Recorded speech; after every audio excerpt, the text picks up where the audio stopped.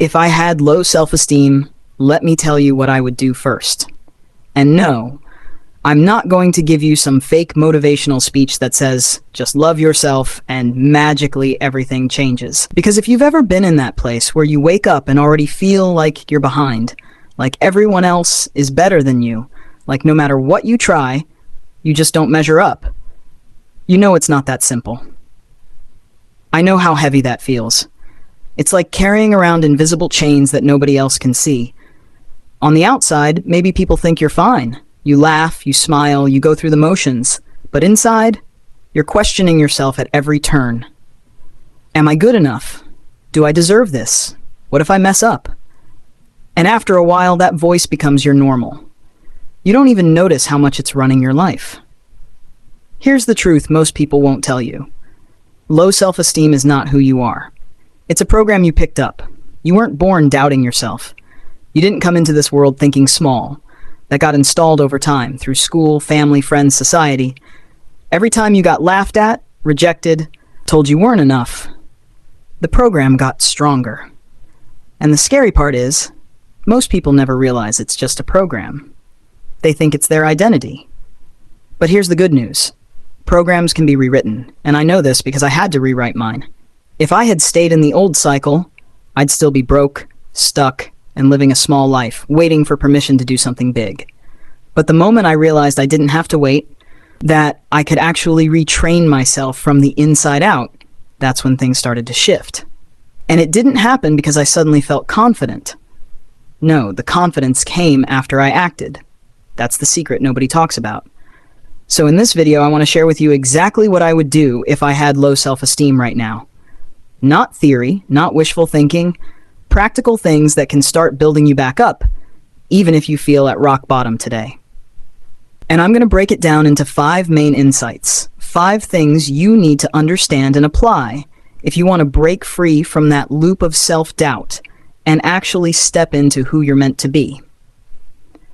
I'll give you a sneak peek of what's coming. We'll talk about how self-esteem is something you train, not something you magically get. We'll uncover the trap of waiting to feel confident before you act, and why that's keeping you stuck. We'll talk about why failure doesn't define you, and how to detach your worth from outcomes. We'll dig into why the people and environment around you either keep you small or help you grow. And finally, we'll look at why little, uncomfortable steps every day are the real path to lasting confidence. And listen, if you're thinking, well, that sounds good, but my situation is different, I want you to hold that thought and just stay with me. Because I promise you, if you can shift your perspective even a little bit and put these 5 insights into practice, you'll start to see yourself differently. And when you see yourself differently, everything else in your life changes too. Your money, your relationships, your future. So let's dive in. Here's the first thing I would do if I had low self-esteem right now. I would stop treating self-esteem like it's some magic personality trait that only lucky people are born with. Because that's the biggest lie most of us believe, that confidence is something you either have or don't have. Think about it. How many times have you looked at someone who speaks boldly, who walks into a room like they belong there, who tries things without fear, and you thought, wow, they're just naturally confident. I wasn't made that way. That thought right there is the trap. Because when you believe confidence is a gift you're either born with or not, you automatically take yourself out of the game. You stop before you start. But here's what I learned the hard way. Confidence is not a gift. It's a muscle. And just like a muscle, it grows when you use it. It weakens when you don't. When I look back at the times I felt the lowest about myself, the truth is, I wasn't practicing anything that built me up. I was practicing self-doubt every single day. I was rehearsing negative self-talk. I was exercising comparison every time I scrolled social media. I was training myself to shrink without even realizing it. And guess what? Just like lifting weights makes your muscles stronger, repeating those habits made my low self-esteem stronger. See, here's the secret. Self-esteem is already something you practice every day. The question is, are you practicing tearing yourself down, or are you practicing building yourself up? Now let me give you a picture. Imagine 2 people standing in front of a mirror. Person A looks at themselves and immediately lists everything wrong. I hate my hair. My face looks tired. I'm not good enough. They do this day after day, and it becomes automatic. Person B looks in the same mirror, but instead of rehearsing what's wrong, they pick one thing they're grateful for. Maybe they say, I'm thankful I have a body that carries me through today. It feels small, maybe even silly at first, but with repetition, it starts to rewire their brain. Over time, person A feels worse and worse, and person B feels stronger and stronger. Same mirror, same reality, different practice. That's why I stopped waiting to feel confident before doing something, because feelings follow practice. Let me give you an example from my own life. There was a time I avoided speaking up in front of people because my self-esteem was low. I thought, when I finally feel confident, then I'll speak. But the truth? That day never came. The only time things started to shift was when I spoke before I felt ready. And yes, I stumbled. Yes, I felt awkward. But every time I did it, the muscle grew. And after a while, what once terrified me became something I could do naturally. It's like this. If you wait to feel strong before you go to the gym, you'll never go. But if you show up weak, pick up a small weight, and just start, over time you get strong. Confidence works the same way. The Bible even points to this truth. In James 2:17 it says, faith without works is dead. What does that mean? It means that faith, belief, only becomes alive when it's paired with action. Self-esteem is no different. You can say you want to feel confident all day, you tap, but until you put action behind it, until you practice it, nothing changes. Science backs this up too. Neuroscience shows us that the brain builds new pathways through repetition. It's called neuroplasticity. The more you practice something, the more your brain wires it as normal. So if you practice self-doubt, your brain gets wired to doubt. If you practice small acts of courage, your brain gets wired to expect courage. Let me tie this back to your life. If you're struggling with low self-esteem right now, I want you to see that it's not permanent. It's just a result of what you've been practicing. And the good news is, you can change your practice today. Start with something tiny. Maybe it's writing down one win at the end of your day, no matter how small. Maybe it's saying one kind thing about yourself out loud. Maybe it's doing one thing you've been afraid to do. It's not about being perfect. It's about practice. Think of Bruce Lee's famous quote, I fear not the man who has practiced 10,000 kicks once, but I fear the man who has practiced one kick 10,000 times. That's how self-esteem works. You don't need 1,000 new tricks to suddenly become confident. You need one practice, repeated consistently, until it rewires how you see yourself. When I made this shift, when I stopped thinking self-esteem was something I either had or didn't have, and started treating it like something I could train, that's when my life began to change. I didn't need someone else to hand me confidence. I built it, day by day, repetition by repetition. And here's the part that surprised me.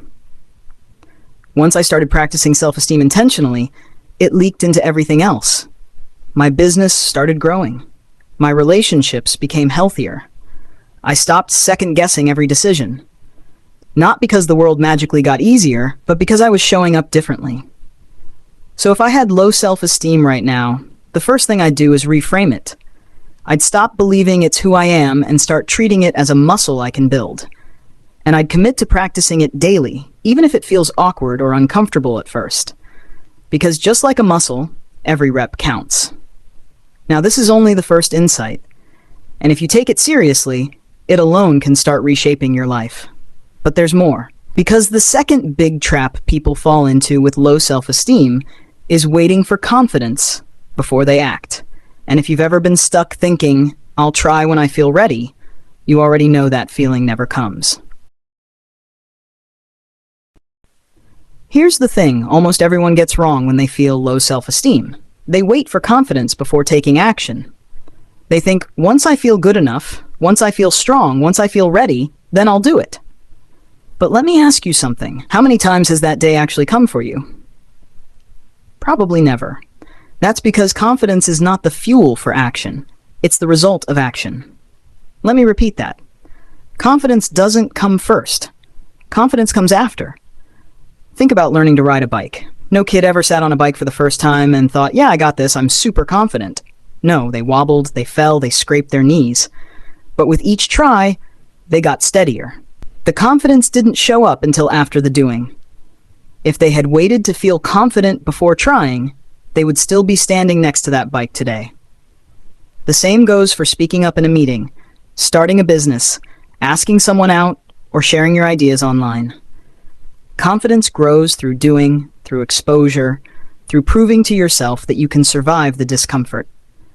I remember a season in my own life when I had an idea for a business. I kept telling myself, I'll launch when I feel confident. I'll put myself out there once I know for sure it will work. You know what happened? Years went by and nothing changed. The longer I waited, the heavier the fear got. The day I finally made progress wasn't the day I felt ready. It was the day I took messy, shaky, uncertain action anyway. And here's the surprising part. The very act of moving forward created the confidence I had been waiting for all along. Confidence is like fire. You don't sit around waiting to feel warm before you light the match. You strike the match and the warmth comes after. Now let's zoom out.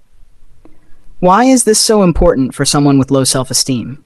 Because if you believe the lie that you must wait until you feel worthy, ready, or capable, you'll never start. And not starting keeps you stuck in the cycle of low self-esteem. But if you flip it, if you start before you feel ready, you break the cycle. You prove to yourself that you don't need to have it all together to take a step. That proof compounds over time, and suddenly, you're no longer waiting. You're building. The Bible backs this up too. Remember the story of Peter stepping out of the boat to walk on water? He didn't wait until he felt like a water-walking expert. He didn't take a class or rehearse in secret. He just stepped out when Jesus called. The confidence came in the action, not before it. Science also agrees. Psychologists call this the confidence-competence loop. The more you act, the more competence you build. The more competence you build, the more confidence you feel. But notice the order. It always starts with action. No action, no competence. No competence, no confidence. So here's my challenge to you. Stop waiting. Stop telling yourself the lie that you'll start when you feel ready. That day is never going to arrive. Instead, pick one thing, just one, that you've been holding back from because of low self-esteem. And do it, messy and imperfect, today. That's how you light the match. When I finally understood this principle, everything shifted. Suddenly, the walls I thought were holding me back weren't real walls. They were just illusions created by waiting. And once I pushed through, momentum took over. One action led to another. One small win led to bigger wins. And my self-esteem grew, not because I wished for it, but because I acted into it. If you feel low right now, I want you to remember this. Courage always comes before confidence. Courage is doing the thing even when your knees are shaking. And every time you do it, the voice of self-doubt gets quieter, and the voice of self-belief gets louder. And that's the second big shift I'd make if I had low self-esteem. I'd stop waiting to feel confident and start using action as my training ground. Because the truth is, no one ever feels ready at the beginning. But those who win are the ones who start anyway. Now, that brings us to the third insight, and it's a powerful one. Because even if you practice self-esteem like a muscle, and even if you take action before you feel ready, there's still one silent killer that can undo it all. And that's comparison, the constant measuring of yourself against others. And in the next part, I'll show you how I stopped letting comparison rob me of my progress, and how you can too. Comparison is one of the most dangerous habits for someone struggling with low self-esteem, because it doesn't just slow you down, it convinces you that nothing you do is enough. And here's the tricky part. Comparison always feels like it's giving you the truth, when in reality, it's just distorting it. I'll be real with you. There was a time when I would post something online, maybe a thought, maybe a product I was working on, and instead of feeling proud of myself for actually putting it out there, I would scroll and see what other people were posting. And immediately the voice kicked in. Look at them. They're way ahead of you. Their stuff looks better. They already have so many followers. Who are you kidding? That voice didn't care that I was making progress. It only cared that I wasn't them. And that's the trap. Comparison makes you blind to your own growth because you're too busy measuring yourself against someone else's highlight reel. You forget that everyone starts at zero. You forget that what you're seeing is the end result of years of work, not the beginning. I once read something that hit me hard. Comparison is the thief of joy. And it's true. It doesn't matter how far you've come. If you measure your progress against someone else's lane, you'll always feel like you're behind. And here's the kicker. Behind what? Behind who? Everyone is on a completely different timeline, but comparison tricks you into believing there's one universal clock. And you're late.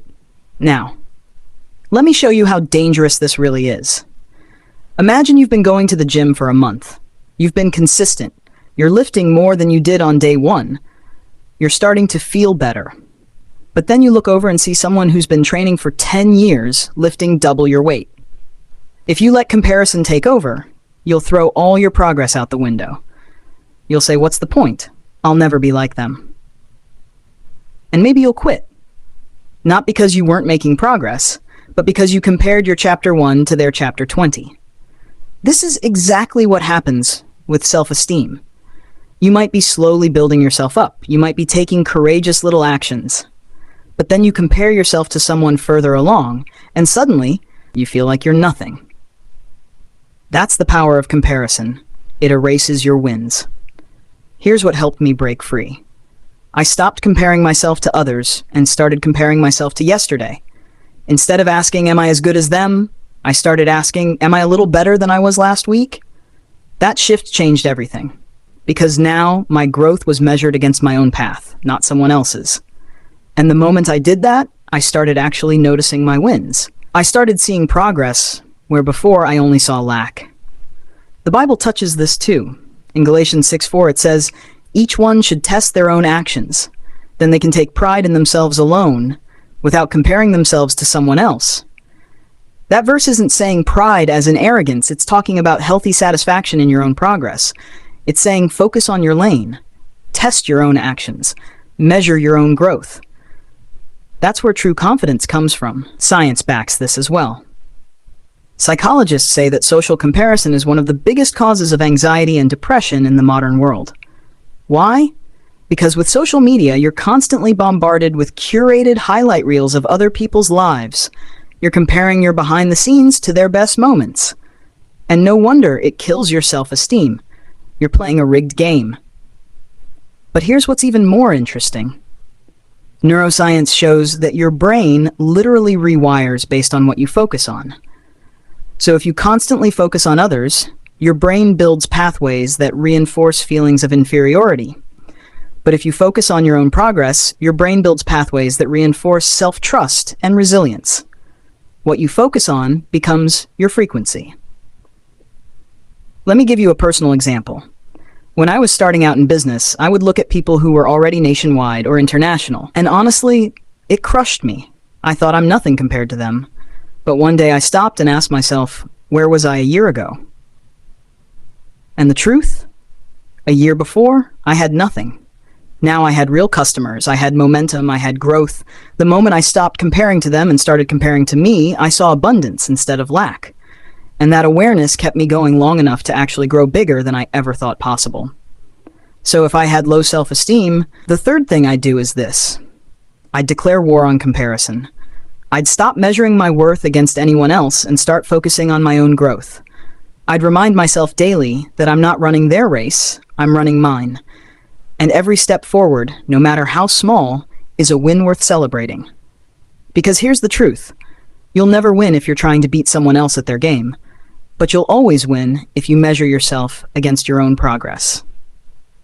That's how you reclaim your self-esteem, not by being better than them, but by being better than yesterday. Now that brings us to the fourth insight. Because even if you stop comparing and focus on your own lane, there's still another deep issue, the words you speak over yourself. And in the next part, we're going to dive into how your self-talk can either destroy your confidence or rebuild it from the ground up. You know, after years of struggling with self-esteem, I finally realized something. The loudest voice in my life wasn't the people around me. It wasn't social media. It wasn't even my failures. The loudest voice was the one in my own head. If you've ever caught yourself saying things like, I'm stupid, I'll never make it, or I'm not good enough, then you know exactly what I'm talking about. That inner dialogue, your self-talk, becomes the lens you see your whole life through. And the scary part? The more you repeat it, the more you believe it. Here's what's wild. The brain doesn't really distinguish between words spoken by someone else and words spoken by you. To your subconscious, it's all programming. So when you constantly speak negativity over yourself, it's like you're running a program in the background, day and night, telling you who you are. And eventually, your actions line up with that story. For a long time, I didn't even notice how much negative self-talk I was practicing. I thought I was just being realistic or honest about myself. But what I was really doing was planting seeds of doubt. And those seeds grew into habits, and those habits shaped my reality. Here's a simple example. There was a time I used to say, I'm just not good with money. And guess what? Every decision I made with money confirmed that belief. I would spend without thinking, avoid planning, and sabotage my opportunities. Because deep down, my words had programmed me to live as if I wasn't capable. But the moment I changed my words, the moment I started saying I'm learning to handle money wisely, everything shifted. Suddenly, I started making small, smarter decisions. I started reading books. I started managing better. Why? Because my self-talk was creating a new reality. The Bible backs this up powerfully. Proverbs 18:21 says, "Death and life are in the power of the tongue." Notice it doesn't just say words can hurt people. It says death and life. Your words literally create outcomes. When you speak defeat over yourself, you invite death into your potential. When you speak life, you breathe energy into your growth. And this isn't just a spiritual idea, it's scientific too. Neuroscientists have discovered something called self-affirmation theory. When you repeat positive statements about yourself consistently, your brain creates new neural pathways that reinforce that identity. The opposite is also true. Negative affirmations like "I can't," "I'm not enough," build pathways that lock you into self-sabotage. Your brain literally wires itself to match the story you tell. Let me give you a practical picture. Imagine your self-talk is like the GPS on your phone. If you type in failure, your GPS is going to guide you to failure. Every turn, every reroute, it's all heading there. But if you type in growth, suddenly every little decision is steering you toward that. Your words are the address, and your life follows.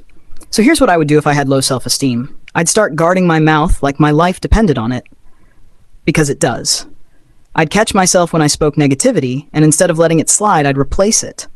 Not with fake positivity, but with a new story. Instead of saying, "I'm so stupid," I'd say, "I'm learning." Instead of saying, "I'll never be successful," I'd say, "I'm building success, step by step." Instead of saying, "I'm not confident," I'd say, "I'm practicing courage." Because those little shifts create new scripts, and new scripts create new realities. And you know what? It feels awkward at first. I remember the first time I looked in the mirror and tried to say something positive about myself. It felt ridiculous. I laughed. I thought this is pointless. But I kept going. And little by little, those words started sinking in. After a while, I wasn't forcing them. They felt true. Here's another key. It's not just about what you say, but how often you say it. Repetition is what reprograms. If you say one positive thing once a week, it won't undo a lifetime of negative scripts. But if you start flooding your mind daily, multiple times a day, it's only a matter of time before the new story wins. And that's why the enemy of your self-esteem will always attack your words. Think about it. How often do you casually say things like, "I'm broke," "I'm unlucky," "I'm tired of life"? Those aren't harmless. They're contracts you're signing with your reality. But you can break those contracts and write new ones. Let me tie this to my own journey. When I shifted my self-talk, I noticed it not only affected how I felt, it affected how others saw me. People started responding to me differently. Opportunities started opening up. Why? Because my words changed my posture. My posture changed my actions. My actions changed my results. It all started with what came out of my mouth. So here's my challenge to you. Pay attention to the words you say about yourself this week. Write them down if you have to, and then ask, would I let someone else talk to me this way? If the answer is no, then stop letting yourself talk to you that way. Replace the script. Write a better story.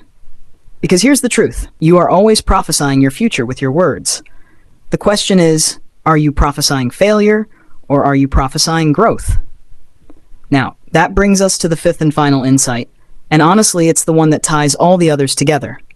Because even if you build self-esteem like a muscle, act before confidence, stop comparing, and change your self-talk, there's still one deeper thing you need: identity. Knowing who you truly are beyond all the noise.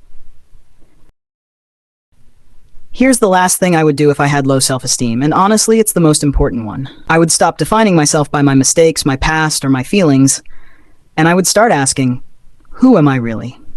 Because here's the truth. Everything we've talked about, practicing self-esteem like a muscle, acting before confidence, breaking free from comparison, speaking life over yourself, it all comes down to one core question. What identity are you living from? If you believe you're just a failure, no matter how many times you try, you'll keep sabotaging yourself. If you believe you're unwanted, no matter how many people love you, you'll feel alone. If you believe you're unworthy, no matter how much progress you make, you'll still feel small. Identity shapes everything. And here's where I had to face myself. For years, I was living with an identity that was shaped by other people's words, by culture, by my failures, by my mistakes. And the result? I kept playing small. I kept shrinking into the version of me that wasn't even the truth. It wasn't until I started asking, what does God say about me, that things began to change. Because his words didn't just describe me, they defined me. They gave me a new identity to live from. Let me tie this with the story of Gideon. This one hits home for anyone who's ever felt too small, too weak, or too unworthy. In the book of Judges, we meet Gideon. When God first shows up, Gideon is hiding. He's threshing wheat in a wine press, basically doing his work in secret because he's afraid of his enemies. And when the angel of the Lord appears to him, do you know what he calls him? The Lord is with you, mighty warrior. Now think about that. At that moment, Gideon was the opposite of a warrior. He was hiding, he was scared, he had no confidence. And what's his response? He basically says, who, me? My clan is the weakest, and I'm the least in my family. That's low self-esteem right there. Gideon's entire identity was built on his weakness, not his potential. But here's the beautiful part. God didn't call him weakest. God didn't call him failure. God didn't call him coward. God called him mighty warrior. And that's the identity Gideon had to grow into. And isn't that exactly what happens with us? We call ourselves broke. God calls us blessed. We call ourselves weak. God calls us strong. We call ourselves unworthy. God calls us chosen. The gap between those two identities is the journey of self-esteem. Here's what this tells me. Your real identity is not defined by what you feel in the moment. It's defined by what God has already spoken over you. And the moment you start aligning with that identity, everything changes. For me, that shift happened when I stopped living as the guy who failed before and started living as the person God created to be fruitful. Genesis says, be fruitful and multiply. That's not just about having children, it's about identity. It's about being someone who creates, who grows, who expands. That's who you are. When I started living from that identity, my actions changed, my focus changed, my self-talk changed, and eventually my reality changed. Not because I was trying to prove something, but because I was finally living in alignment with who I already was. And that's why Gideon's story is so powerful. By the end of his journey, he wasn't the coward in the winepress anymore. He was the leader who delivered Israel.